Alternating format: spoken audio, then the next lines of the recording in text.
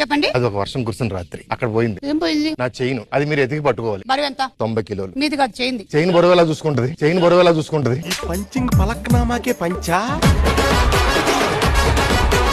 చివరిగా మీరు మీ చైన్ ఎక్కడ చూసారు? నాగార్జున గారి చేతిలో శివసినిమాలో చూశానండి. మళ్ళీ పంచి.